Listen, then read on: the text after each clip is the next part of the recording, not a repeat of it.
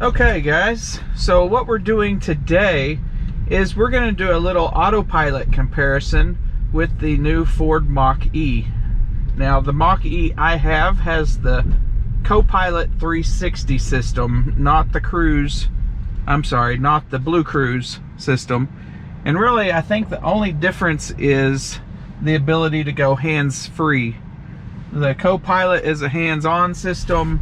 The Blue Cruise is a hands-free system. So what we're gonna do, I'm gonna do the same loop with both cars, and I'm gonna try to stay in auto steer as much as possible. And I'm gonna go the speed limit. And what we're gonna see is how many disengagements I have with the Copilot 360 system and then with the Tesla Autopilot system.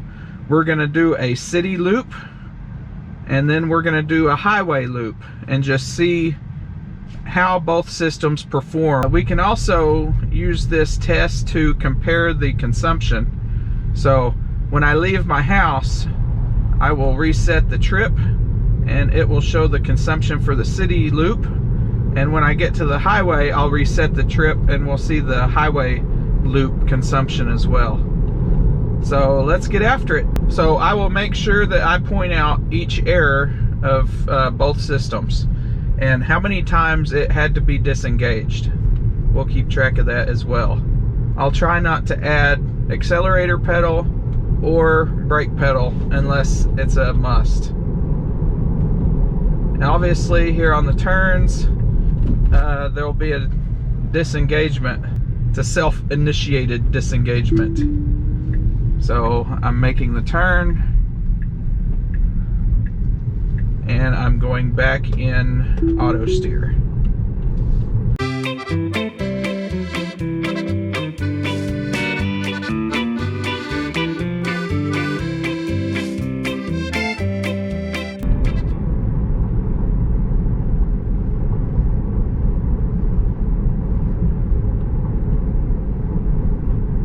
Okay, just had a car kind of cut in on me. Autopilot didn't react severely at all. Okay, wow. Okay, it resumed pretty quick from that. That guy's just gonna cut across the parking lot like a douche nozzle and go out over there on Falcon Road instead of wait here at the light like a normal human being. I'm gonna make a right turn here, so I'll disengage the system for just a second. And as soon as I finish the turn, I will reactivate it. Okay, system is reactivated.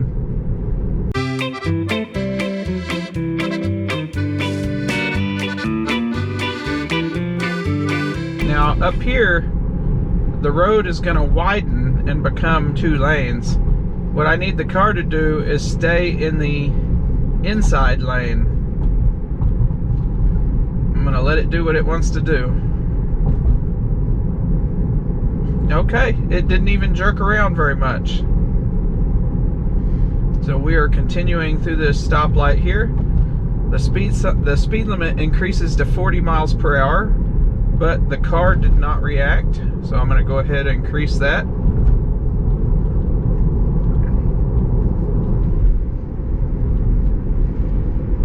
Right, so now we just have one center lane and no outside lane. Tesla is handling it like a champ. It's staying pretty much where it wants to stay over here on the inside.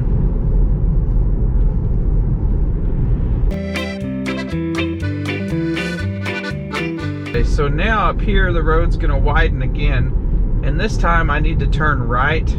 So I'm gonna have to deactivate the Tesla system to turn right because it's not gonna choose the right lane. As soon as we make this turn, I will reactivate the system as soon as I can. Okay, I'm reactivated and it's preset to the speed limit. Up here at this stoplight, we need to change lanes and we're gonna turn out onto the highway. So I'm gonna go ahead and change lanes now. So you can see the Tesla Autopilot disengaged, but it didn't automatically re-engage. So to re-engage it, you have to double tap that stalk.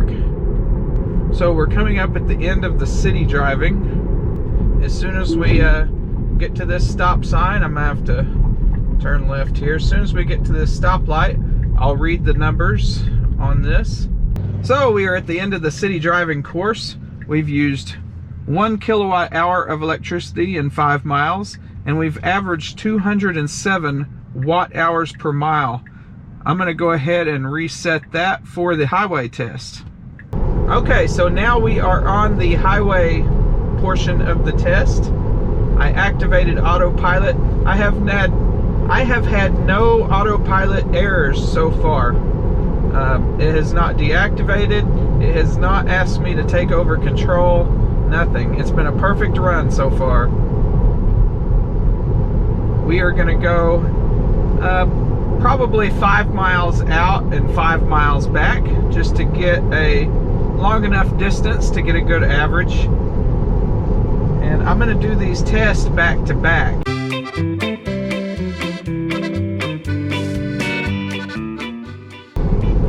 There's a piece of debris in the road. Let's see what the car does. Absolutely nothing.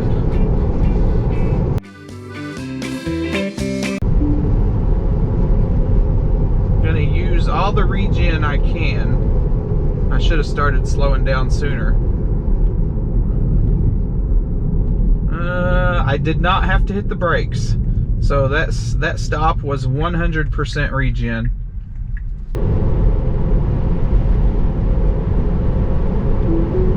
Okay, so what we're gonna do now is we're gonna see how long the car goes without a nag.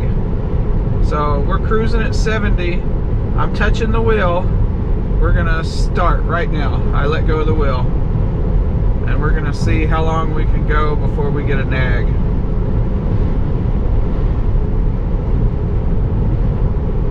Or, yeah, we're not gonna go till it shuts off. We're gonna just see the nag.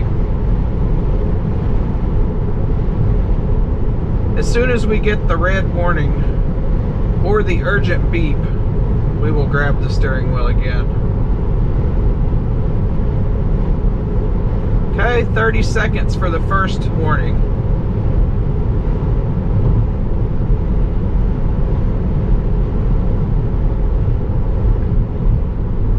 Uh-oh. 45 seconds.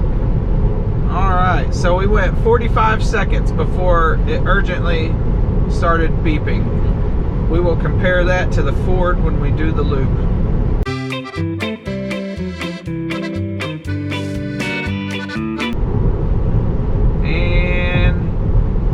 Done. 9 miles, 3 kilowatt hours, 323 watt hours per mile for the highway autopilot loop in the Tesla Model 3. 1999 Tesla Model 3 with 32,000 miles on it.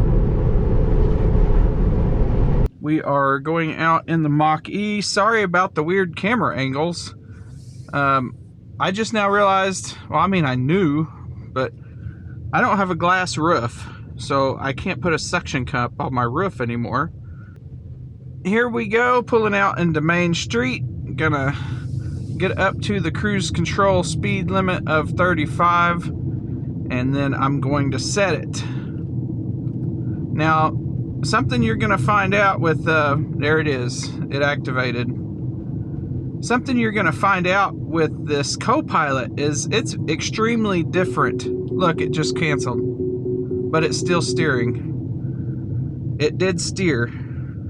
That was interesting. I was just about to turn it off to stop at the stoplight. I'm glad I didn't. That way we got to see that weird error. But the Copilot behaves really different from regular autopilot.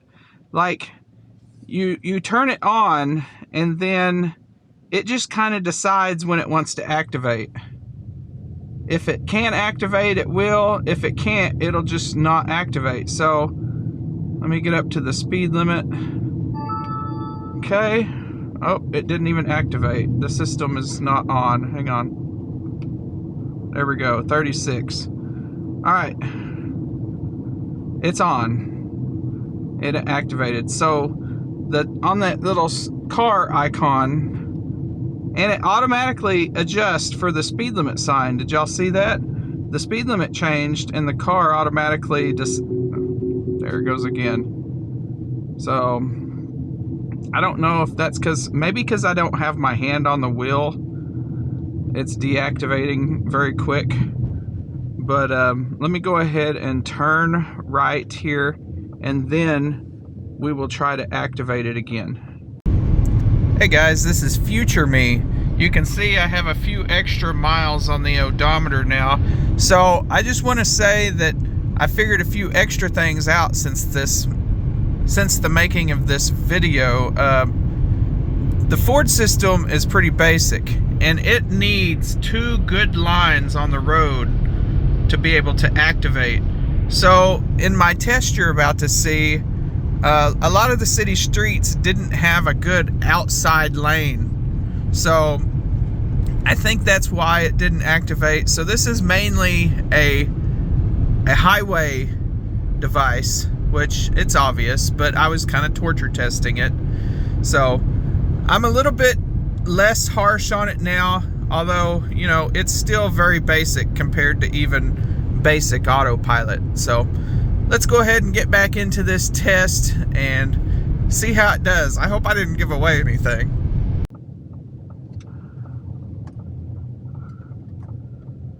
Okay, we're going to get up to the speed limit and then activate Copilot.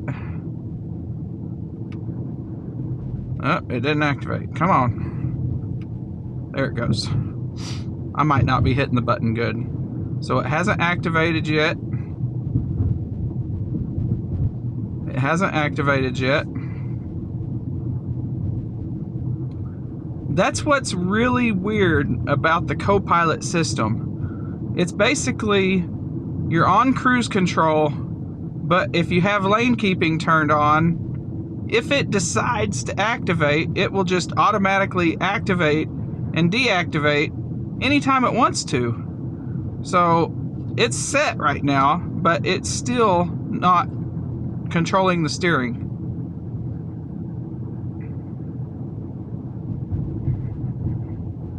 This system isn't designed to operate inside a city like this. It's made for the highway. So you have to keep that in mind.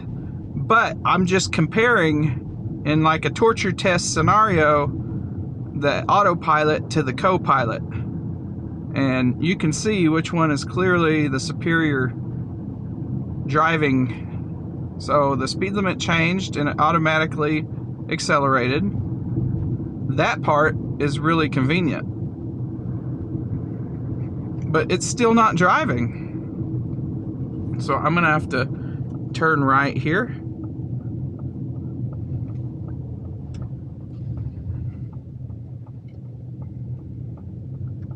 Okay, get up to the speed limit and activate the system.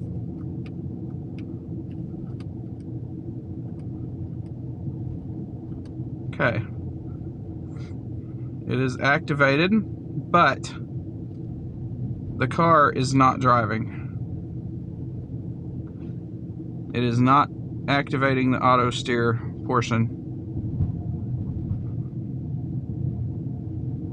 It is accelerating automatically for that speed limit sign, but I am still in complete control of the car. So the way Copilot works is, if this lane keeping button is activated, you see it's grayed out right here. If that is activated, whenever you push the cruise control button, if it can drive, if it can auto steer the car, it will. If it can't, it won't. And it's, all you have is that little picture on the dashboard there to tell you if it's steering or not. In Autopilot, when you activate it, you know it's activated. When you get that double ding, you know, after you hit the stalk twice, it's steering. You don't have to question, whether it's steering or not. There it goes. It just took over. Now, we want the car to stay in this left lane here. Okay. It did choose this lane. A little bit reluctantly, but it did. Keep hands on steering wheel. Sorry, my hands are on the wheel. Not sure what to do. Okay, we're still in the correct lane. 40 miles per hour. It read that sign, and we are speeding up.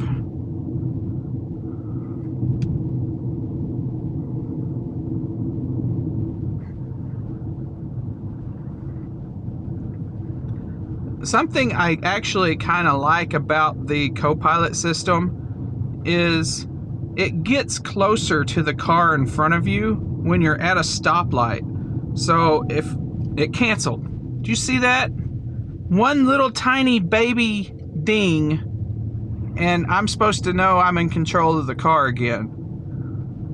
Okay, what if you're on Copilot, or we'll just call it auto steer. What if you're on auto steer? Okay, it's active again. And you're over here turning your radio knob, or your radio is turned up pretty loud. Holy moly, it did not react for that. And that was pretty close. But, okay, it canceled again. Just a little bitty baby ding, and that's all you get. And you're supposed to know you're in control of the car. What if you have the radio up? What if you just happen to glance out your passenger window real quick to see if, you know, there's a car coming or something, and you just missed that little symbol? I just do not like the way that this system deactivates.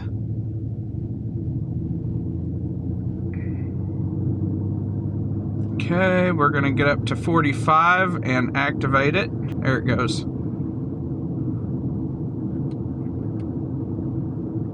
That was my fault. I thought I hit the button and I didn't. Okay, it is still not activated. There it goes. There is no noise when it takes over.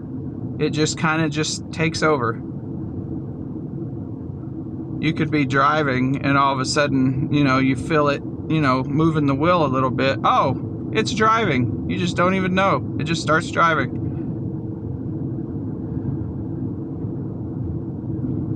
All right, so we're gonna change lanes. Now this is one of the things I like about the Ford. Let's see if it works. We changed lanes, and then the system automatically activates. That is wonderful. I do like that. So we are gonna stop here at this light and get the numbers like we did on the previous round. There's our numbers. Well, that's pretty good. We went 4.4 miles and 6.2 miles per kilowatt hour. That is very good. I will put somewhere here on the bottom of the screen how many watt hours per mile that is, because I can't do that in my head. But 6.2 kilowatt hours a mile. So we're going to go ahead and hit reset here and then do the highway portion of the test. So we're going to get up to 70 miles per hour and we are going to set the cruise control. We are active and Copilot is active now. I'm just going to leave my hand down here continuously on the bottom of the steering wheel, because to tell you the truth, I don't trust this system as much as I've had 2.5 years of experience with Autopilot. I pretty much know what it's going to do and what it can and can't do. This system is all over the place, and I don't know if you can see in the wide angle video, but it is not holding the center of this lane. It is it's all over the lane, to tell you the truth, and it is windy.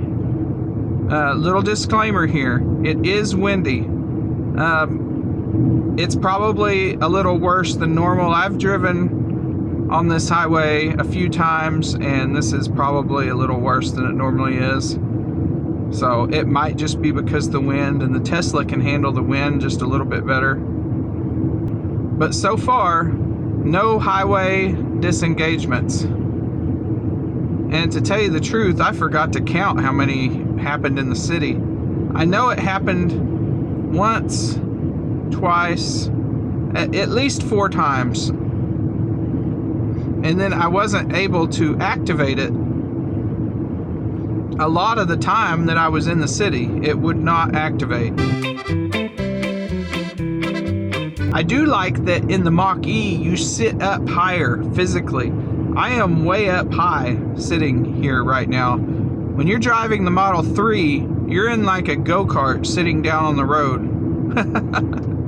The Mach-E sits up high. That might be some of the reason why I think the Mach-E isn't as fast, because you're up so high, it doesn't look like you're driving as fast as you are. A couple of times I've looked at the speedometer and realized that I was going over the speed limit on accident. Okay, I'm gonna have to change lanes. And again, this is where Copilot 360 excels, because you change lanes and then give it a second and boom, it's reactivated. I love that. I wished Autopilot did that. Now, it would be nice if we got a little audio clue to let us know that that happened, but for the most part, I'm okay with that not making an audio notification. I am not okay with the little bitty canceled ding. So we are at 4.9 miles. I think this is where we turned around. I'm gonna try to hit it all on regen. Oh man, I'm gonna have to hit the brakes. Okay, I had to hit the brakes a little bit on that one. System is activated and system is driving. So let me get out my phone here and we will time how long it takes to get a nag. All right, reset. I am touching the wheel, and letting off. There we go. Oh, not touch. I didn't touch it. I got close to touching it. It's a habit. That's a good habit to have, touching the wheel. Okay, 15 seconds. Keep hands on steering wheel. Let's see what happens if I don't. Resume control. It turned off, but it's still driving. Oh, there goes the cruise control. All right. I did that on purpose because I just wanted to see what would happen. And all I did was touch the gas pedal, excuse me. All I did was touch the accelerator and it resumed. So the cruise control stayed active. It just started slowing down. So that's good. The lane centering stayed active and all the safety systems stayed active. It didn't just cancel and leave me just driving off in the ditch had I have lost consciousness or something. So I give that an A+, just like the Tesla handles the situation. The Tesla, it would just slow down to a stop and put the flashers on, and it appears that's what this car was going to do also. Just keep slowing down. I didn't let it get that far. But it does nag a lot quicker. I forgot to look at the second when it actually started. Oh gosh, we're close to that semi. Okay. It kind of moved over after a little bit. So 15 seconds you get the nag, and 30 seconds it is cut off. We're going to change lanes.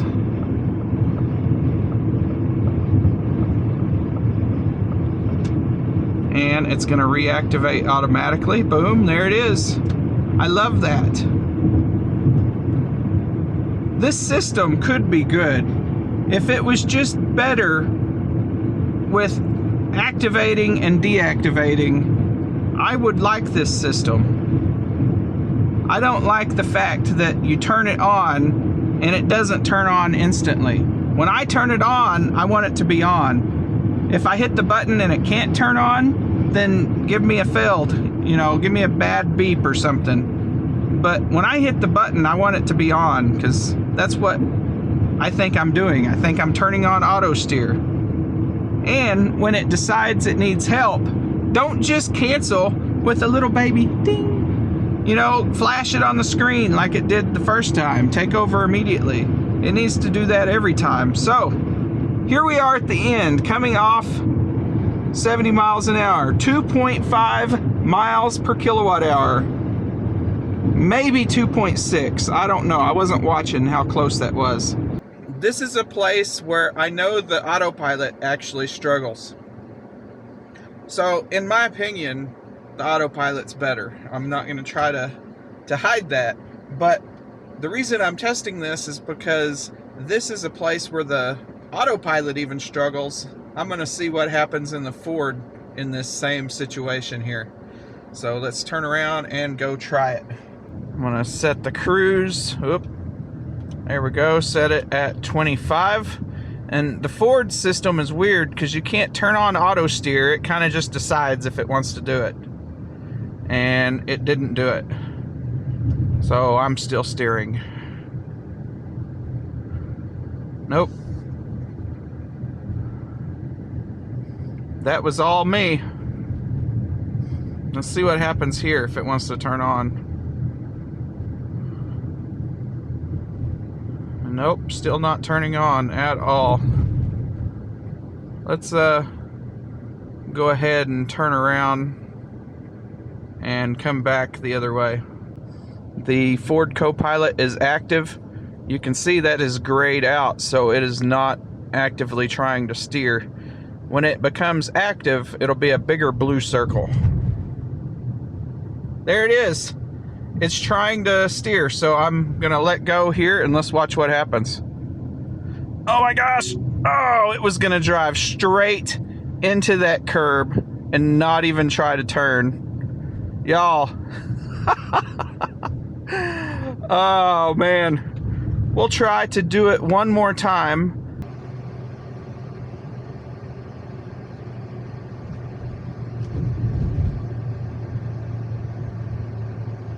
Okay, it's attempting it. It's a sharp turn and we lose the line. Oh my goodness. I had to take over. It wasn't even going to try to make that turn.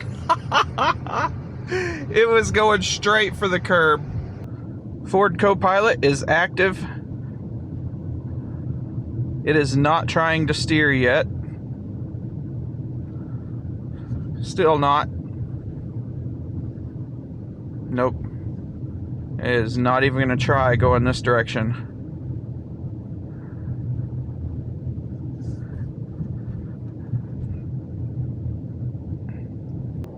Alright, so there you have it. That was 2 fails with the Ford Copilot 360 lane centering. Now remember, this stuff is made for highways with good lane markings. So this is just a torture test. Isn't really supposed to be able to do this. We're just seeing what it's capable of on the fringe areas.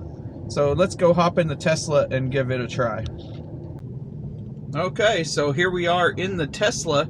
Now we're going to try to do the same section of road on autopilot and see if it can do any better. It's actually a very challenging piece of road. Sharp curves and almost non-existent lines. Here we go. I still can't activate autopilot. Have to wait until there's lines on the road. There we go. Oh. Alright. Autopilot is active. This is where the Ford drove straight into the wall. Autopilot is turning. Doing a pretty decent job. Autopilot is doing everything. Sharp turn. Alright, it made it. Can you believe that? Autopilot made it through that complete mess of road. Let's turn around and do it the other direction now. And activated. Sharp turn. Oh, it did it. It kind of gave me a warning beep saying, uh-oh, but it still did it. Look, my hands are not on the wheel. It's saying put your hands on the wheel, but it is still driving. Look at that. That is very good technical engineering. The car knew exactly what to do. The Ford was just gonna drive straight into the curb and it was gonna just be happy doing it. Autopilot is still driving even on this road with no lines. The Autopilot doesn't just disengage whenever it wants to. It only disengages in the absolute, if it just cannot figure it out at all. It wouldn't let me activate it here, but since it was already activated, it's driving right where it's supposed to go. It knows where it's supposed to be even without lane markings, and it's coming to a stop behind this car here. But this is basic Autopilot. It would go through that light. It might give me a warning, but it does not stop at red lights like the full self-driving package. But there you have it. That was a quick example of Autopilot versus Copilot.